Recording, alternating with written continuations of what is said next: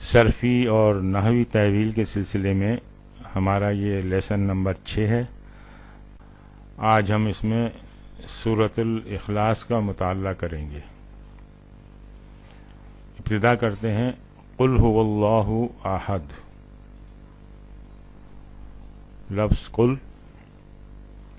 قل جو ہے فعل امر ہے، یہ مبنی ہے، اس کا فاعل مستتر ہے یعنی انتا۔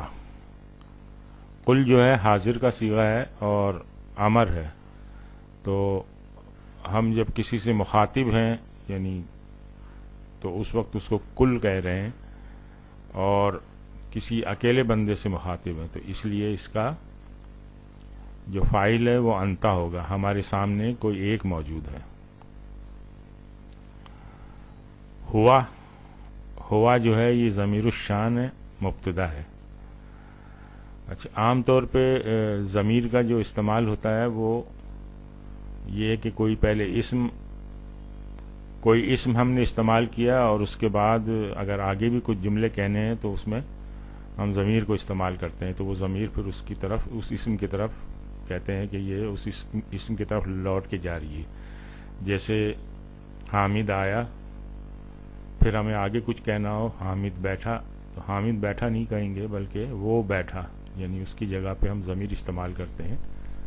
اور پھر مزید کچھ کہنا ہو تو اس نے پانی پیا، تو یہ ساری ضمیریں وہ اور اس جو ہے وہ حامد کی طرف لوٹ رہی ہیں۔ تو یہاں یہ ضمیر شان کسی کی طرف لوٹ نہیں رہی ہے بلکہ ابتدا ہی اسی سے ہو رہی ہے۔ تو یہ ضمیر جو ہے یہ مبتدا ہے ہوا، اور اس کے بعد یہ ہے اللہ احد۔ تو لفظ جلالہ اللہ ہے، یہ بھی مبتدا ہے اور مرفوع ہے۔ مرفوع اس سے پتہ چل رہا ہے یہ اس کے ہاں کے اوپر پیش ہے۔ اچھا، یہ مبتدا ہے اس خبر کا، احدن کا۔ احدن جو ہے یہ خبر ہے، مرفوع ہے لفظ الجلالہ اللہ کی، یعنی اللہ احد یہ پورا ایک جملہ ہے، اللہ اس میں مبتدا ہے اور احدن اس کی خبر ہے، اور یہ جو ہوا جو مبتدا تھا اب اس کی خبر باقی رہ گئی ہے، تو اس کی جو خبر ہے یہ پورا جملہ اللہ احد، یہ پورا جملہ جو ہے جملہ اسمیہ، یہ اللہ احد یہ خبر ہوگی ہوا کی، جو کہ ہم نے دیکھا تھا یہاں یہ مبتدا کے طور پہ آ رہا ہے۔ یعنی خبر کی کئی اقسام ہم نے دیکھی تھی، ایک مفرد خبر ہے، ایک شبہ جملہ خبر ہوتی ہے، ایک ظرف، ایک پورا جملہ فعلیہ خبر ہوتی ہے، اسی طرح سے جملہ اسمیہ خبر ہوتی ہے۔ تو یہاں پہ یہ پورا جملہ اسمیہ ہے، یہ اس ہوا کی خبر بن رہی ہے۔ ترجمہ ہو جائے گا کہہ دیجئے کہ وہ اللہ ایک ہے۔ دوسری آیت دیکھیں اللہ الصمد، یہ تو بالکل ہی آسان ہے آپ کے لیے۔ اچھا، الصمد ہم اس کو دیکھتے ہیں۔ الصمد جو ہے یہ اسم ہے، اور اس کا فعل جو ہے باب ضربہ اور نصرہ سے آتا ہے، اور اس کا مصدر بنتا ہے صمدن، میم پہ سکون ہے۔ اس کے معنی ہے حاجت روائی کے لیے کسی کا قصد کرنا، رجوع کرنا۔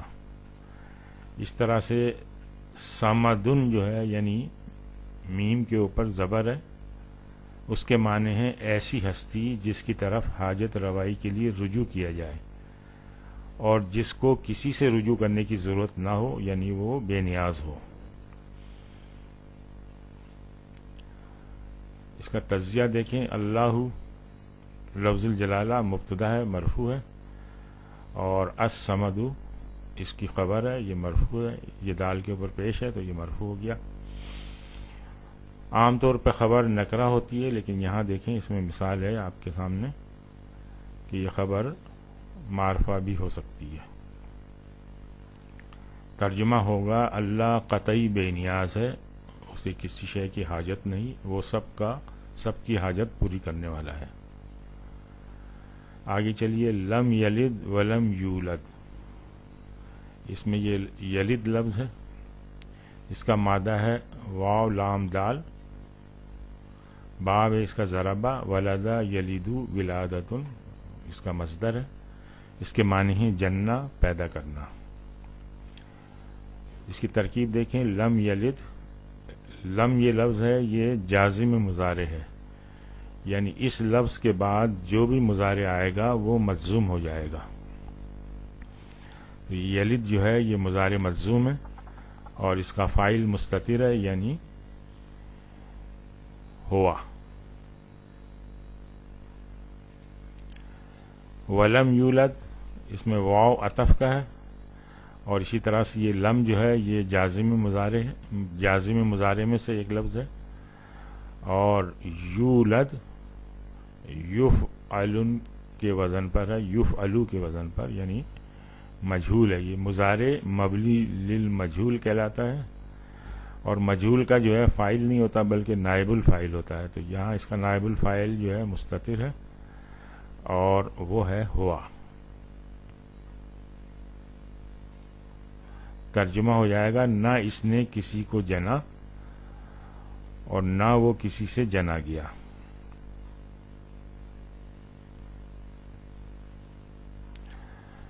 پھر آگے ہے وَلَمْ يَكُنْ لَهُ كُفُوًا أَحَدٌ. یہ ترکیب کے اعتبار سے تھوڑی ٹپیکل ہے. یکن اس میں دیکھیں پہلے مادہ قاف واو نون باب نصرہ کانا یکونو کونتن، معنی ہے اس کے ہے، تھا یا ہوگا. ترکیب ہے اس کی ولم یکن، واو حرف عطف ہے، اور یکن جو ہے یہ لم جو ہے وہ جازم مضارع ہے، اور یکن جو ہے یہ مضارع ناقص ہے اور مجزوم ہوا ہے، کانا یکونو. لہو یہ جار مجرور ہے اور یہ متعلق ہے خبر کے کفون، جس کی خبر بعد میں آ رہی ہے. کفون یہ خبر ہے یکن کی، مقدم ہے اور منصوب ہے. یعنی جو فعل ناقص ہوتے ہیں ان کی ایک اسم ہوتا ہے ان کا اور ایک اس کی خبر ہوتی ہے. تو خبر یہاں آپ نے دیکھی کفون اس کی خبر ہے. احدن پھر جو ہے اس کا اسم یکن ہے، یہ بعد میں آیا ہے، مؤخر ہے یعنی بعد میں آیا ہے، اور یہ جملہ عطف ہے پہلے جملے پر. تو اب آپ اس کی ترتیب دیکھیں کہ عام اگر ترتیب ہوتی تو یہ ہوتا پہلے فعل ناقص، پھر اس کا اسم، پھر اس کی خبر، اور پھر جار مجرور. لیکن یہاں ترتیب الٹ دی گئی ہے، پہلے فعل ناقص آیا، پھر جار مجرور آیا، اس کے بعد اس کی خبر، اور اس آخر میں اس کا اسم. تو اس طرح ترتیب یہ جو الٹ دی گئی ہے تو اس میں بڑی تاکید پیدا ہو گئی ہے، اس جملے میں بہت اسٹرانگ ہو گیا ہے جملہ. تو ترجمہ ہوگا اور اس کا کوئی بھی ہم اثر نہیں ہے، یعنی کوئی اس کا ہم پلہ نہیں، کوئی اس جیسا نہیں. اور یہ بڑی تاکید کے ساتھ ہے، بڑی یعنی اسٹرانگ ہے یہ جملہ، کیونکہ اس کی یہ ترتیب اس طرح سے بدل دی گئی ہے.